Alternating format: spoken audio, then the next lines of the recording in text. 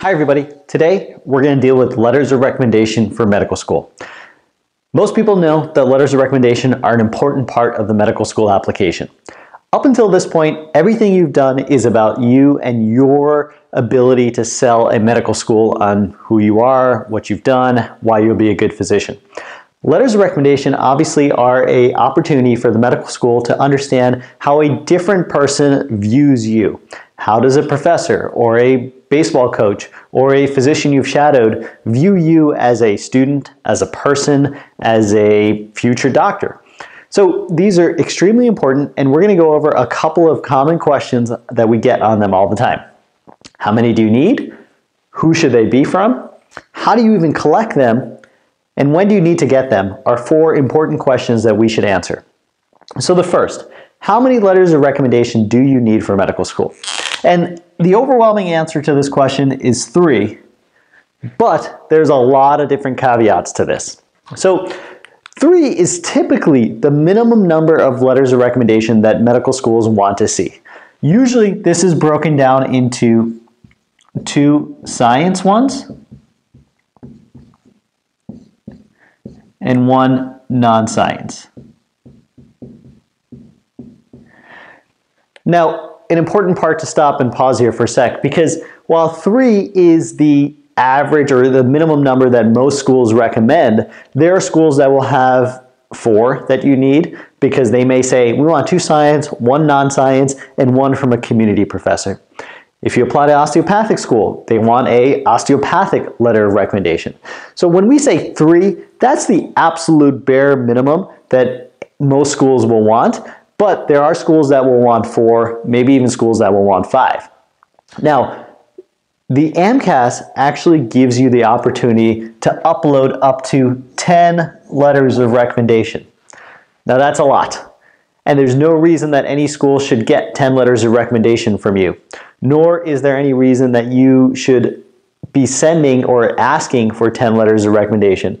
Essentially, if you ask for this many letters of recommendation, or if you send these many letters of recommendation to schools, they're going to hate you because they don't have time to read all that. It's just not feasible. There are schools that will actually have a maximum number. Sometimes that'll be 5 or 6 that they'll say, don't send us any more than this. But AMCAS actually gives you 10 different slots.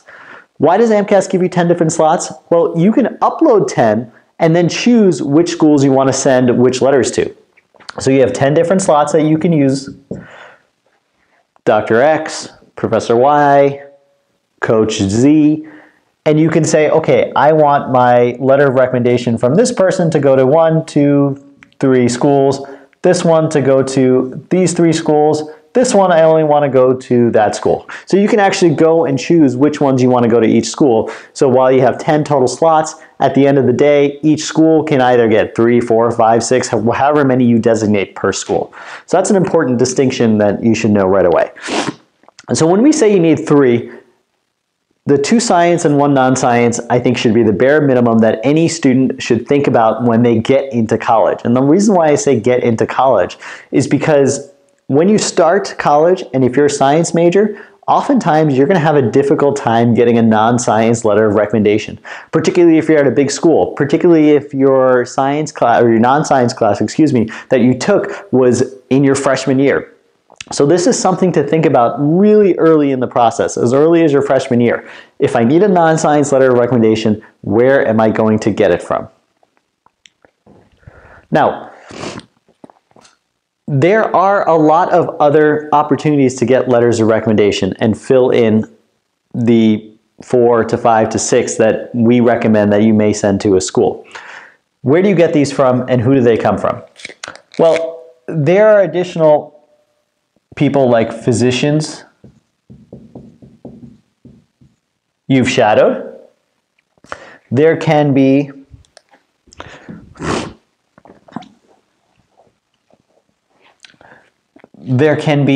community ones. So these may be people that you volunteered with. These may be organizations that you've worked for. Principal investigators or PIs. These are your research people, right? The people who are running their lab that you may be doing research in. These should not necessarily overlap or count for a science letter. Now, you can get it to if you absolutely have to, but we should discuss that on a one-on-one basis. In reality, your principal investigator letters should be separate than your science letters that you may get in a school or in a classroom setting. Remember, these are classroom professors. People who've taught you in class, people who've actually seen you, given you a grade. Now, these additional letters can be really, really important because oftentimes you'll get to know these people a whole lot better than you would your professors in school because your classes may be 300 students large. So there's a couple of things to think about there. The first is that while these can be really important adjuncts to your overall profile, they should kind of talk a little bit more about who you are as a person maybe than what you do academically. Whereas these may be focused a little bit more academically. The other thing is, how do you make these stronger, right? How do you get them stronger? So you can get these stronger by going early on to office hours, getting to know your professor. The best letters of recommendation are not the ones that say, Bob did really well in class, he got an A. I can tell that from a transcript. Best letters of recommendation are really ones that will go a lot deeper than that, right? We'll talk a little bit more about, hey, Bob got an A in my class. He was one of the most brilliant students I've ever taught. He asked amazing questions. He came to office hours. We even talked about philosophy or whatever it is that somebody wants to talk about outside of class. He's going to make a great future doctor. So, these are the kind of things that you want to get. So we talked about 3 being the minimum, but we usually recommend that most students come out with 4 to 5. And you can check individual school requirements on these letters of recommendation. They do change from time to time, but it can give you some idea of what they're going to be looking for. So now we talked about how many, and we also talked about from whom. 2 science, 1 non-science, physicians that you've shadowed, community organizations that you've worked for, principal investigators, other things to include here, coaches, if you're an athlete, anything that if you've done above and beyond and that person can write you a great letter of recommendation, that's an opportunity to get them. Believe it or not, I have people who ask me, can I get a letter of recommendation from my parents or my relative? And obviously, that's an absolute no-no. If you haven't figured that out by now, hopefully you will now. You don't want to get a parent to write you a letter of recommendation, but I have had that question, believe it or not. So this gives you a general idea of how many and from whom you need to get them from. So now let's talk a little bit more about the specifics of how you're going to collect them and when you're going to get them or even ask for them. Let's go here first. When should I ask for these letters of recommendation? Now, if you take a class freshman year, and then you come back in your senior year, 4 years later, and you go ask that professor, hey, Dr. So-and-so, you remember me? I took freshman chemistry 101 with you. I got an A. It was a 400-person class. You probably don't remember me, but I got an A, so you want to write me a great letter of recommendation, right? That person may say, sure, I'll write you a letter of recommendation, but they're not really going to remember you. They're not really going to have a lot of insight into who you are. So when you take these classes early on, I think it's important to actually ask for letters of recommendation or at least get them in your mind early in the process. That doesn't mean you ask for them freshman year, but you may at the end of your freshman year say, hey, Dr. So-and-so, it was great meeting you. I really enjoyed your class. I'm hoping to apply to medical school, so I was hoping that eventually you can write me a letter of recommendation. Do you mind if we sit down for a few hours or a few minutes after class one day and talk a little bit more about it? That gives at least the professor some inkling that you're going to ask them for it. They may say, sure, I'll draft it right now so that when you're ready for it 2 years from now, I'm ready. Or they may even say, I'll send it to the pre-professional office right now so that it's on file. That's okay. But what you don't want to do is come back years later and ask for it because they're not going to remember you. If you do have to do that, make sure that you actually approach them. And one of the things that I often say is sit down with them. I'm going to put that in big letters because I think it's important to actually meet with these people in person to ask for these letters of recommendation. When I write letters of recommendation for students, if I don't remember who they are and I just look at a resume, it's not as effective as if I can sit down with them, recall, jog my memory, talk with them about things outside of medicine, things outside of biology, things outside of whatever class I taught them, but at least get an idea of who they are and who that person is. So really, when you ask for that letter of recommendation, email that person, say, hey, do you mind if we sit down for a few minutes and talk about this letter or about myself or just anything about anything in general, so that you can really get to know them and they can remember who you are. I'm going to erase that for a sec here. So how do you actually go about collecting them? It depends on it depends on your school, because some schools have what's called a pre-professional office.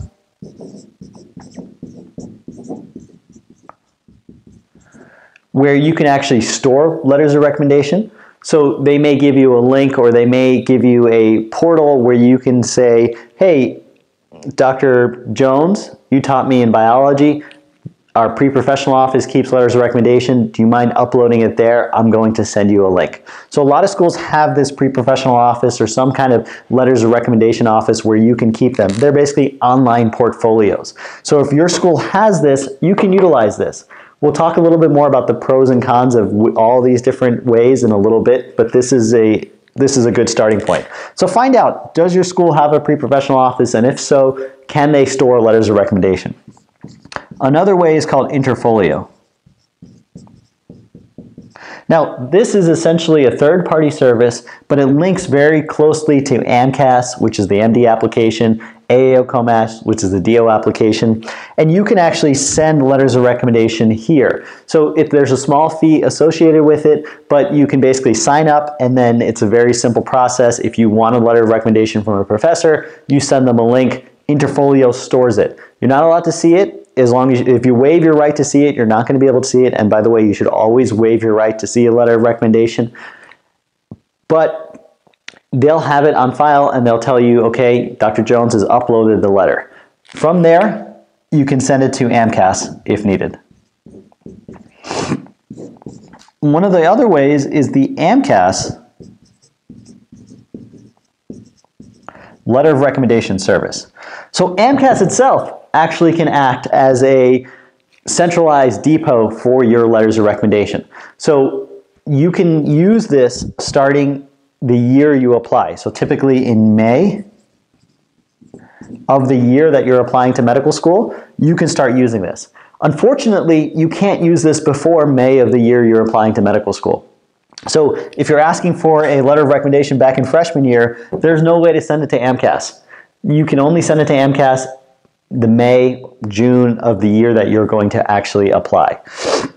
This is a good service if you know you're only going to apply to MD schools, number one. Number two, if you potentially are not going to need to be a reapplicant. The problem is they won't store your letters of recommendation for more than 1 year, whereas these two certainly will. And they also won't accept the letters until May, as we talked about. The other issue is that you can't send these letters to, let's say, osteopathic schools, if you're going to apply to osteopathic schools, because there's a whole separate process for that. So typically, I recommend that students use one of these two options if they can, because you can start storing them pretty early and you can have them on file for a long time.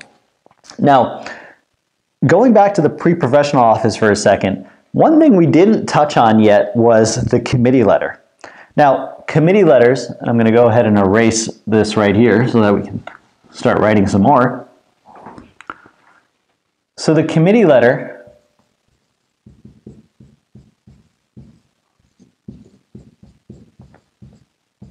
comes in a few different flavors. The committee letter can be essentially what we call a cover letter, where the pre-med committee at your school sits down and evaluates you, writes a cover letter, and then basically staples a whole bunch of other letters of recommendation that you've sent to the pre-professional office to your application. It can also be a more comprehensive letter where they actually take snippets of all the letters of recommendation you've sent to the pre-professional office and utilize that as your letter. So one of the most important things you can do as a pre-med is find out early if your school has a committee letter. So go to your pre-professional office, go to your pre-health advisor and say, hey, do you write a committee letter for me? Some schools do, some schools don't. It's really school dependent.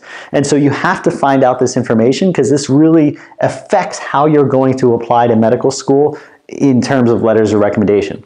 If you have a committee letter, this actually typically only counts as one letter on AMCAS. but fulfills the letters of recommendation requirements for schools. So you can, on AMCAS, when you log into your AMCAS portal, you will just fill out one letter. Mrs. Jones, pre-professional advisor, right? And within that, under that, she would have attached all 6 letters or 4 letters or 5 letters of recommendation that you may have gotten outside of, or sorry, from your science professors, from your physicians that you've shadowed, etc. So really important to find out if your school has that.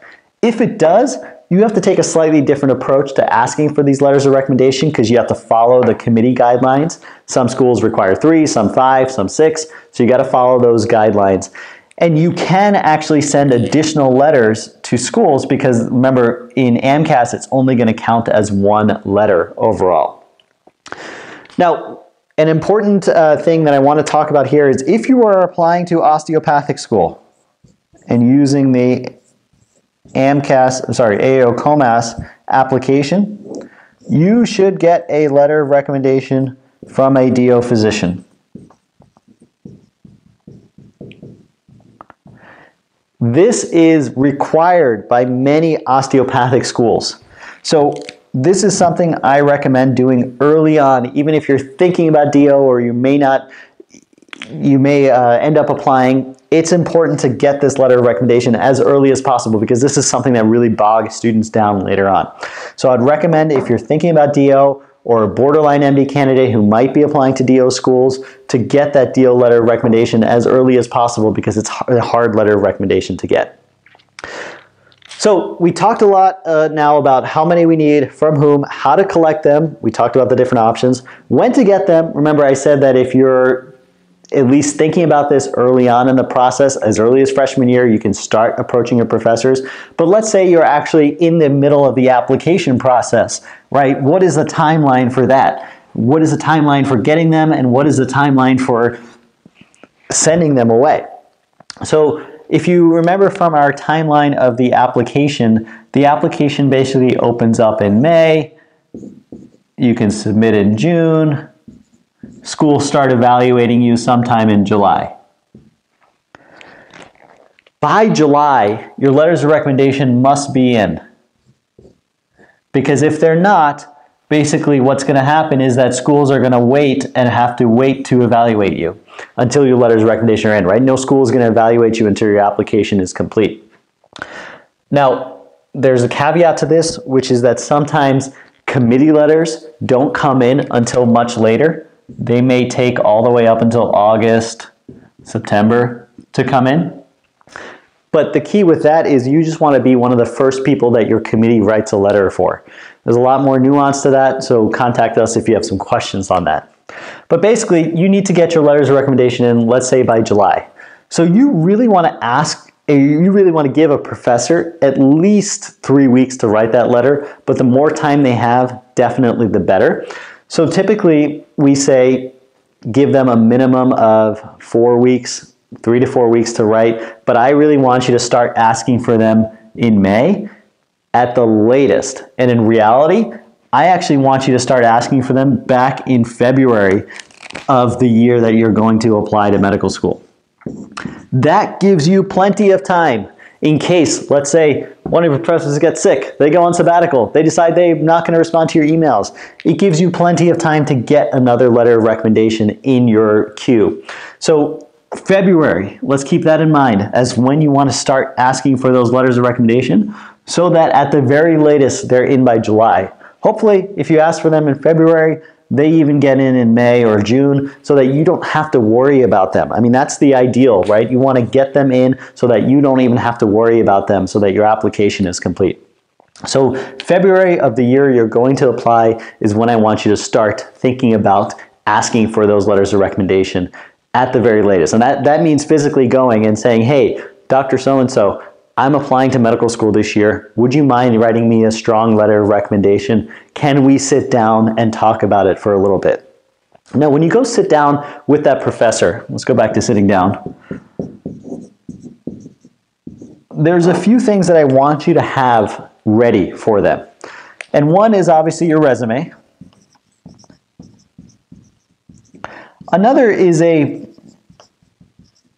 brief personal statement draft. Now, this doesn't have to be your finalized personal statement by any means, but at least something to give them some inclination of why you want to go into medicine, what it is that you want to do, what is your motivation. By having this, they can write a much more cohesive letter of recommendation. So I want you to have these things ready before you go sit down with your professor. And when you actually go sit down with them, before you sit down with them, email to them or go with your files to their office so that they can know you a little bit better. Even if they don't ask for this, have it ready so that you can give it to them and say, hey, I just prepared a brief personal statement just so you can get a feel for who I am as an applicant to medical school. So these are some of the most important things of the letters of recommendation that you're going to need. I think we went over a lot of the specifics and some of the ideas about how you can ask for them. There's definitely a lot of variation to this because there are some students who haven't had an English class. There are some students who say, I really want to get a letter of recommendation from Dr. X or Dr. Y. That's okay. We can help you navigate and figure out which one is the best. But in general, these are good starting points. Now, 2 quick questions that I get all the time that I want to address. 1, famous versus knows me.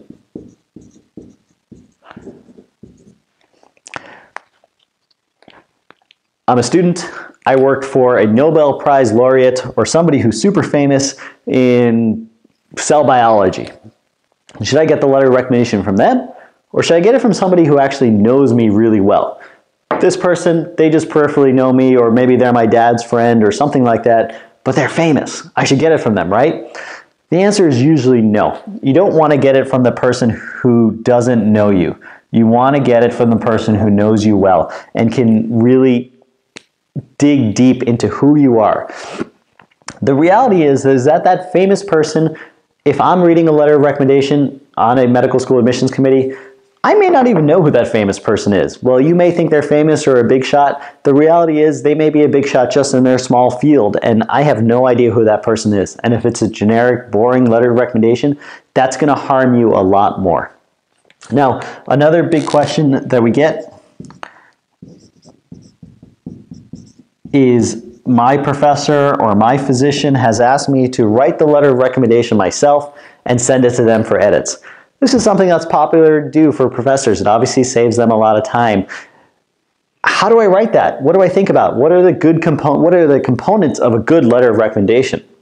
Well, there's a lot that goes into this, and I actually encourage you to download the guide that we have that will give you some information of what makes a good letter of recommendation. Don't be scared of this. This is actually an opportunity to really do some good for yourself and really write a great letter of recommendation for yourself in some ways. Download the little guide. It'll give you a lot more info. So hopefully this has given you a brief overview of letters of recommendation. There's obviously a lot more that goes into this, and we can help you through those individual specifics as needed.